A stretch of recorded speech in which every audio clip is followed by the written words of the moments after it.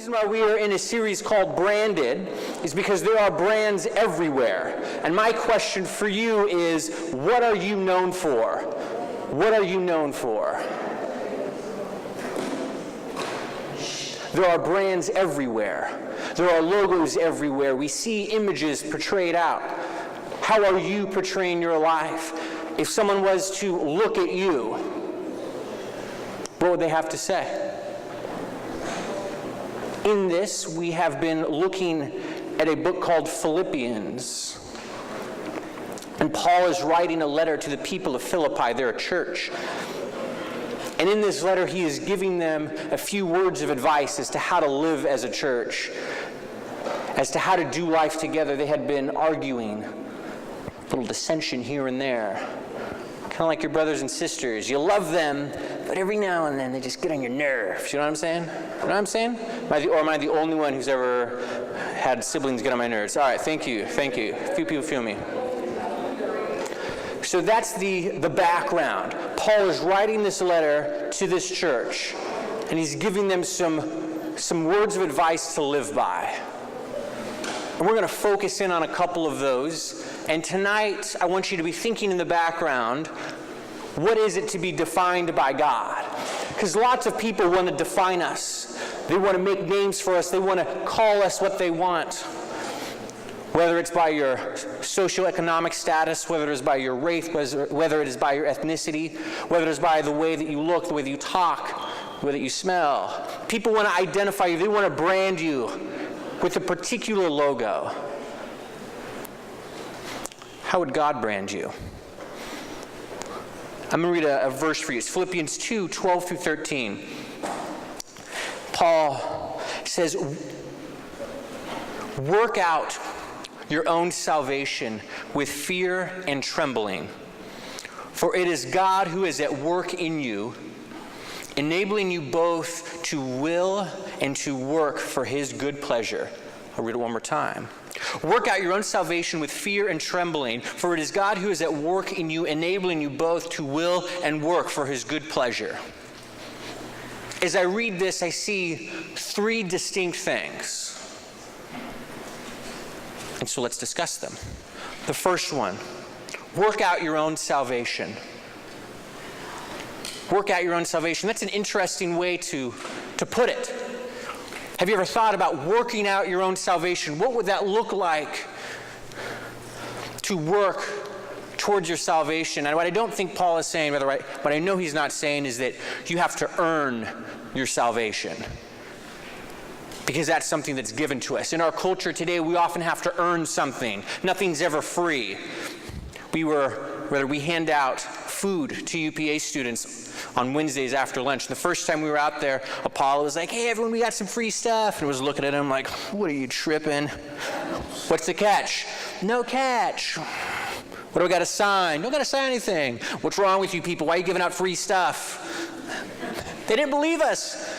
They were giving out free things just to be there. So we are so conditioned to have to work for something. So when Paul says, work out your salvation, what he's trying to communicate is that this Christian thing is a lifestyle. It's not something that you put a hat on and say, hey, I got my WWJD hat on, I got my cool t-shirt, I got my swag from C28 and I'm rolling, I'm a Christian. Paul's saying it's a little more than a swag.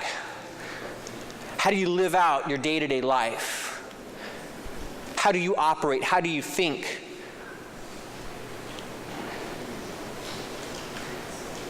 He says you need to conduct yourself in a manner that is worthy of the gospel of Christ. Conduct yourself in a manner that is worthy of the gospel of Christ. What do you represent? How do you act on a day-to-day basis? Let me paint a picture for you. Imagine a world where there is no God. God didn't create the world. There is no concept of a deity. And we came into existence because some flash happened, some intergalactic forces mixed and they exploded, and all of a sudden there were these permeable amoebas. that existed on this random mass. And those permeable amoebas over billions and billions of years begin to split and form into multi-celled organisms. This story isn't new for some of you. You've heard it before. And over billions and billions of years, these amoebas move from a plasma organism to little cell shapes, and the cell shapes divide and multiply. And for some miraculous events, they turn into animals and life forces that breathe and have lungs. And then we see these breathing animals that have lungs. They continue to develop, and they get the ability to think. And as they start thinking, they start having cognitive thoughts of wanting to do this and wanting to do that. And they continue to grow. And as they grow, then they begin to reason and use logic, and that brings us to us humans today, and we are merely a byproduct of plasma amoebas beginning to split apart and intergalactic forces merging billions and billions and billions of years ago. Assuming that that is the reality, that there is no God, then there is no purpose for you to give to charity. There is no purpose for us to give to humanitarian acts. There is no purpose for us to care, because at the core of it, we are simply a string of DNA cells that randomly mutated together and formed what we consider life today. And it is meaningless, a dust in the wind. Imagine that life where there is no God. If you begin to really sink deep down and think about it, that's a pretty depressing life. It is hopeless. It is without meaning. Why should we try? Why should I care about anything else other than my own sheer pleasure and happiness if I'm just a coincidental strand of DNA that came together over billions and billions of years?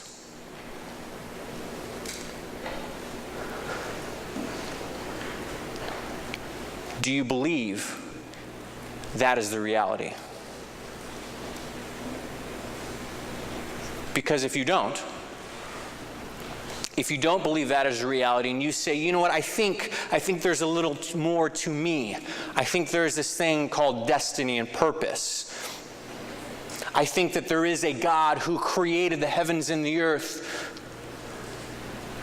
who infused himself and wants to be in a relationship with me. If you believe that there is a God who created things, then that would give rise to the fact that you would have a purpose, you would have a destiny.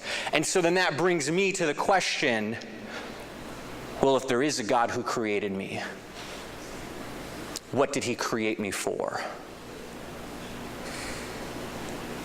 If I'm not just a strand of DNA cells that came together, but I am designed, what am I designed to do?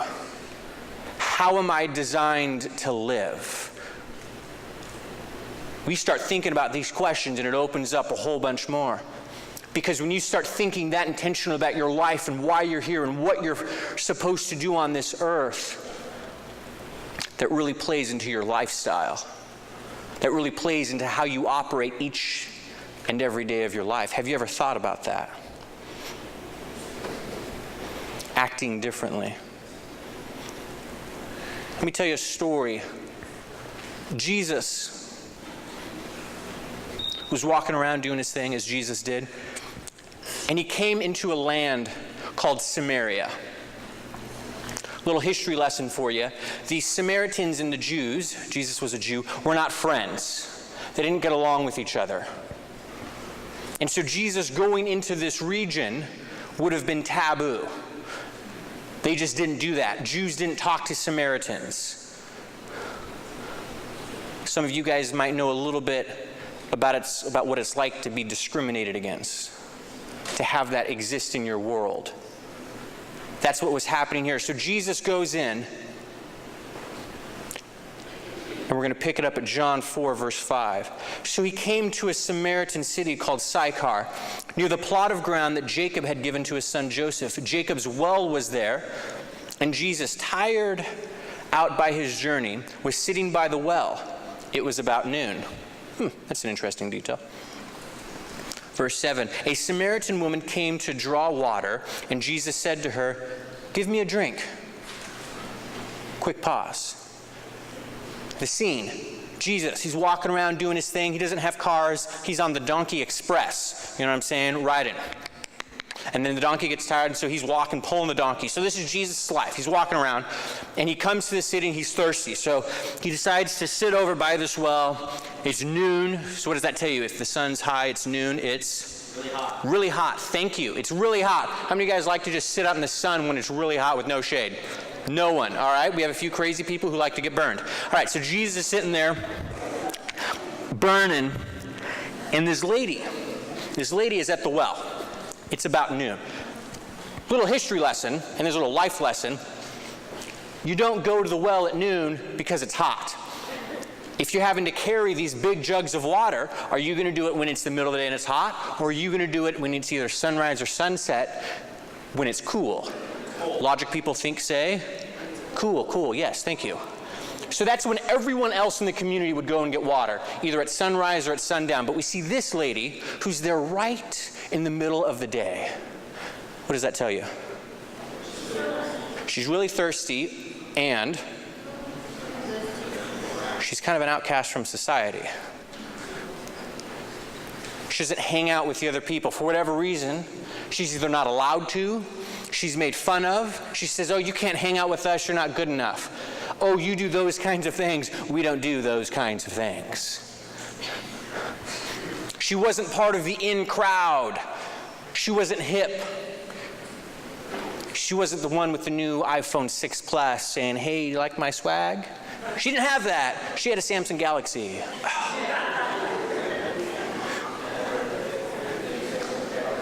Have you ever felt like you were on the outside of a party looking in, hoping that someone would notice you, hoping for acceptance, hoping to not be lonely anymore? Because that's where this lady's at.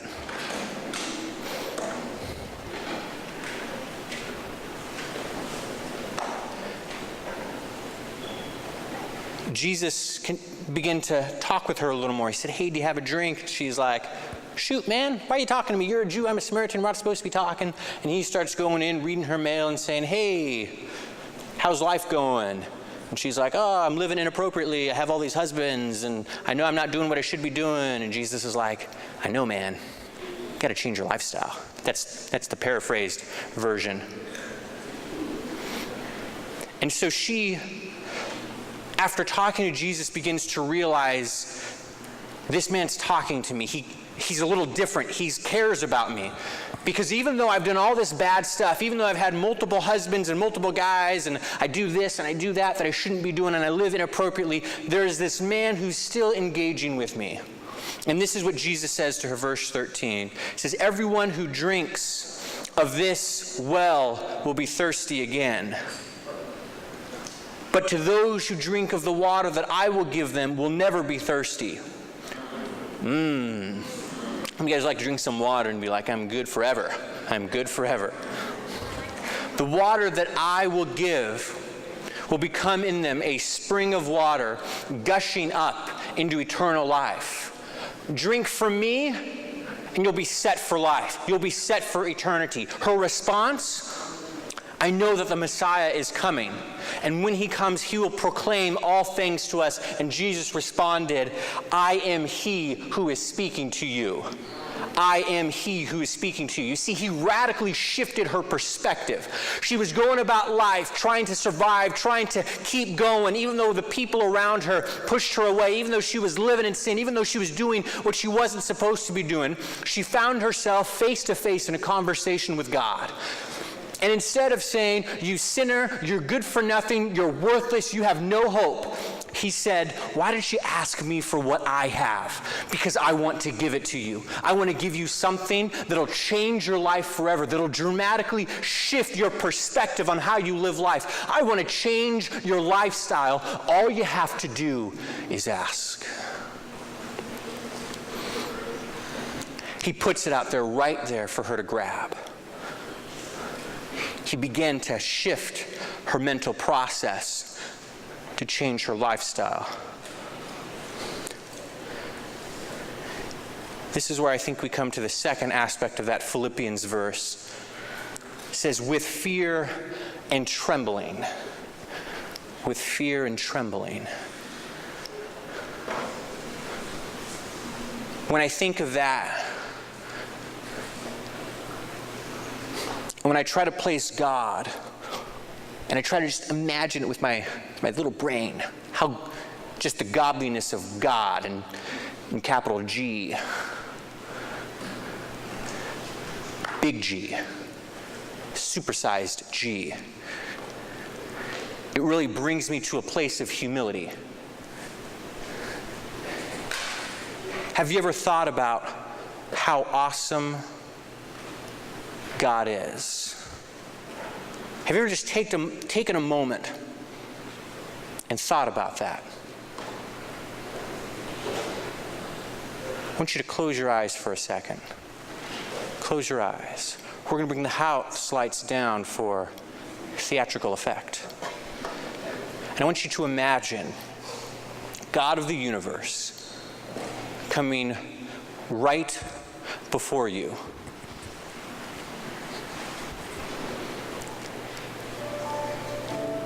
And amongst everything that you've been doing in life, the craziness, you complaining, well, how come this can't happen? How come this? And all that's going on in your life, God says, where were you when I laid the earth's foundation? Tell me if you understand who marked it off its dimensions. Surely you know. Who stretched a measuring line across it? On what were its footings set, or who laid its cornerstone, while the morning stars sang together and the angels shouted for joy? Who shut up the sea behind doors when it burst forth from the womb? When I made clouds its garments and wrapped them thick in darkness? When I fixed limits for it and set doors and bars in its place? When I said, this far you may come and no farther, here is where your proud waves must stop.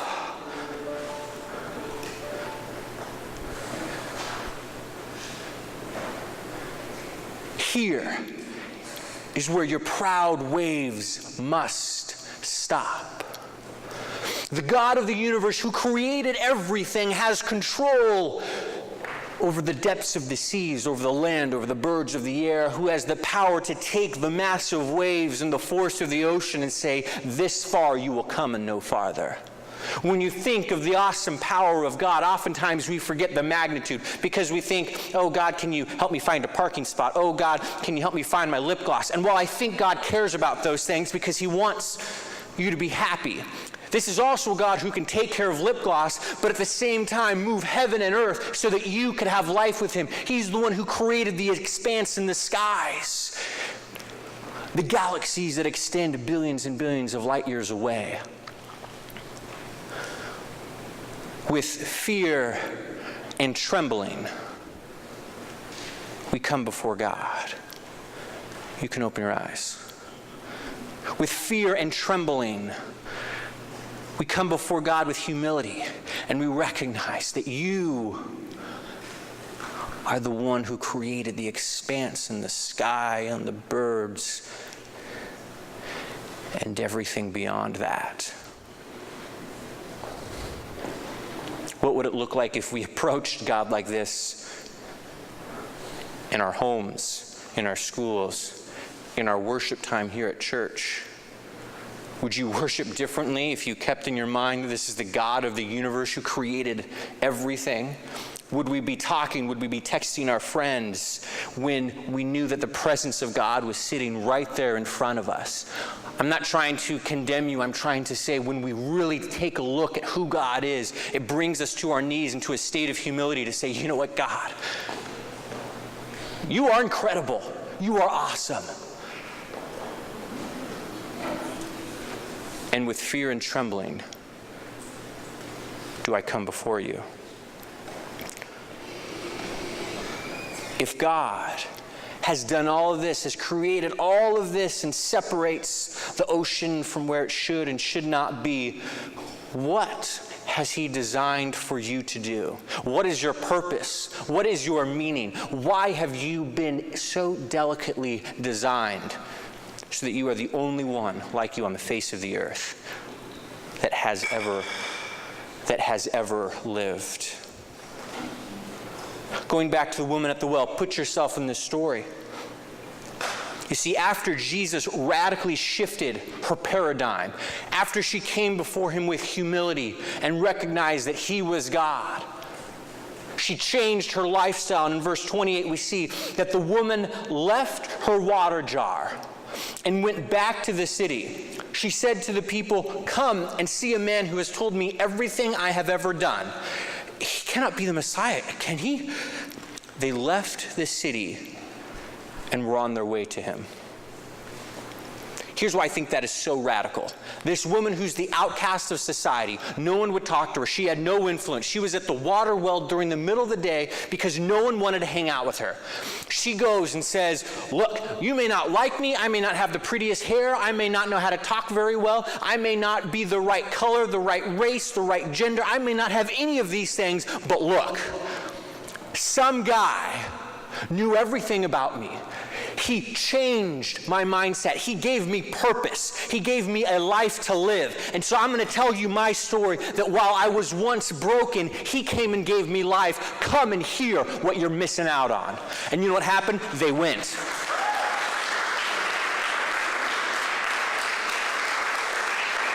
Come and hear what you're missing out on. She communicated that to those around her. And even though she was an outcast from society, they listened to her and they followed her.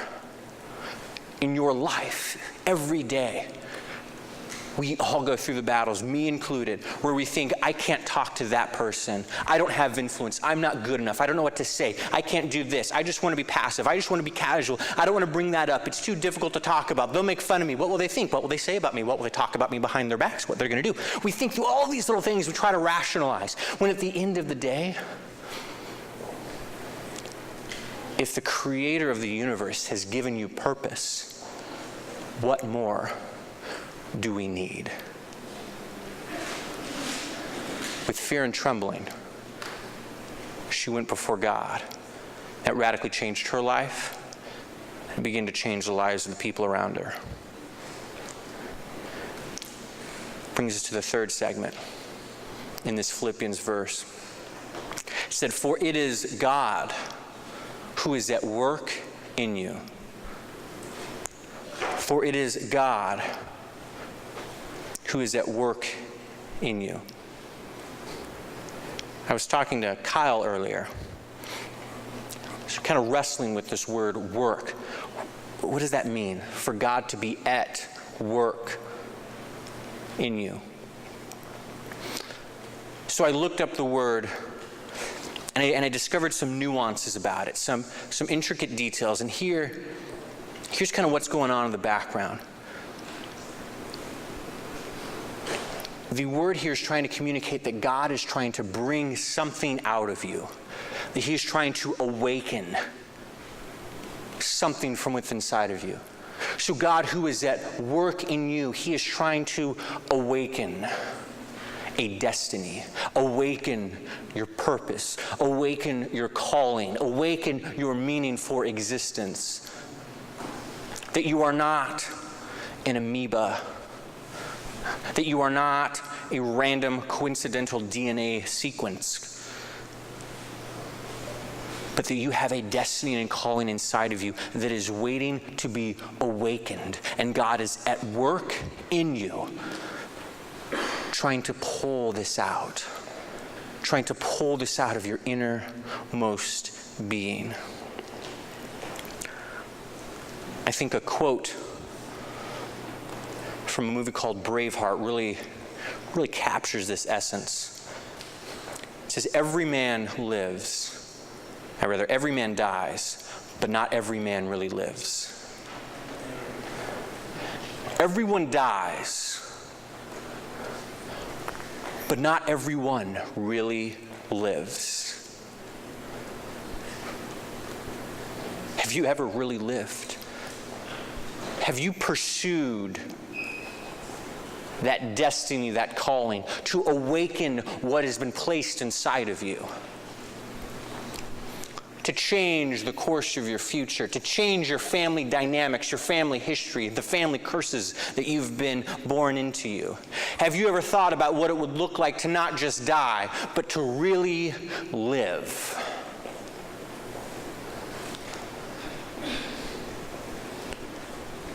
You have to realize that you have value and worth. You have value and you have worth. If no one has ever said that to you, let me be very clear. You have value. You have worth. You are not irrelevant. You are worth something. You matter.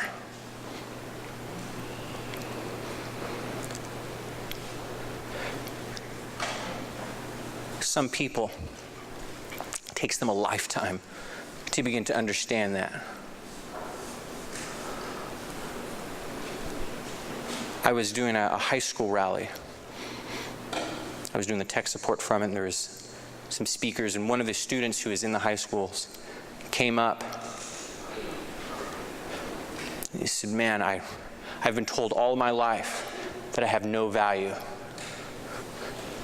that I was the result of a mistake. My parents didn't want me, but their birth control failed, and so because of that, I'm here today. That's the only reason why I'm here. That's what this kid had been told all of his life. And so when he was told that he has value, that he has meaning, that he has purpose, that changed his life. Some of you may feel like that. You might have been told that you're a result of broken circumstances, of mistakes. Let me be clear, you're not a mistake. You're not a broken circumstance. You're not a mishap. You are not unintentional. You are planned. You are loved. You have purpose. You are designed by God for a reason. And He is at work in you. You've got to realize that you have value and worth. And then you got to speak that into others. If the God of the universe has given you that, has given you meaning, has given you purpose, has spoken to the depths of your soul and said you have meaning and you have purpose, that radically changed this woman's life who was at the well. Her whole life she had been told that she was meaningless, that she was nothing, so she had gone to guy after guy after guy after guy searching for love, meaning, acceptance, and purpose. And when Jesus said, you don't need all of those things, you simply need to drink from me, she went and told every one of her friends because she had found purpose. She had found acceptance. Once you realize your identity, once you realize that you are not a mistake, that you have purpose, that you are intentional, that you are designed, communicate that to someone. Share that with someone. It was one of the most exciting things I could do when I was with this student who was telling me I was the result of broken birth control. To say, no, you are not the result of broken birth control. You are the result of God's handiwork. You are the result of God's designed plan. His eyes lit up. Inside, he changed. Then he began to talk about things and dreams that he's always had deep inside of his heart that he's never pursued because he always felt worthless. What dreams have been waiting inside of you that need to be awakened? What dreams?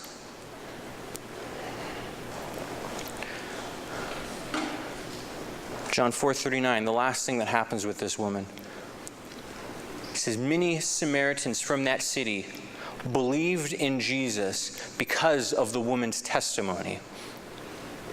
He told me everything I have ever done. Many people believed because of her testimony. Testimony is a fancy word for story. She went out and told the people around her her story. She said, look, this is what I've been through. This is the garbage that I've come from. But then I talked to this guy, and I have been awakened inside. She simply told her story. We all have stories. See if any of these characteristics fit you. These are some of the characteristics that were about her. She was made fun of. She was not allowed to hang around the normal or popular crowd. She was struggling to survive. She had bounced from relationship to try to gain love, acceptance, and value. She felt like she couldn't talk to certain people because of ethnic prejudices. She did not know what truth to believe in. She didn't know how to live her life. She didn't know what it was like to be accepted. Have you ever felt like that before? Can you resonate with her? Can you identify with her? Without Jesus, these things that I just listed, they're life-ending. They destroy. They leave us dead. But with Jesus, they don't matter quite so much, because he brings meaning to our lives. God is at work within you. He has created you with a purpose, with a plan, with a destiny. You have a story, and with that story, you can help communicate it to the world. And that's what it is to be defined by God. My question for you is, will you let yourself be defined by God? Because once you identify with that and you say, hey, I'm going to be defined by God, the step is to go out into your community and say, look, I am defined by God. I have purpose that has been awakened inside of me. Let me communicate that to you. Let me awaken within inside of you the purpose and destiny that you have in your life. Awaken that within others. You have the power to make change. I'm going to close out a little differently than how we had planned. I'm going to ask the band to come back up. We're going to sing that song, The Anthem. I really like it. Let me read to you a specific segment of it.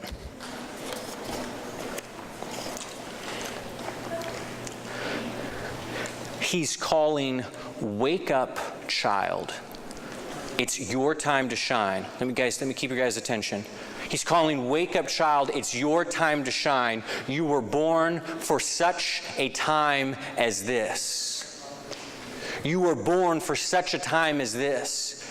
You were not born as a coincidental DNA strand that has no meaning and purpose. Wake up inside, because he has a calling and a purpose on your life. I am royalty.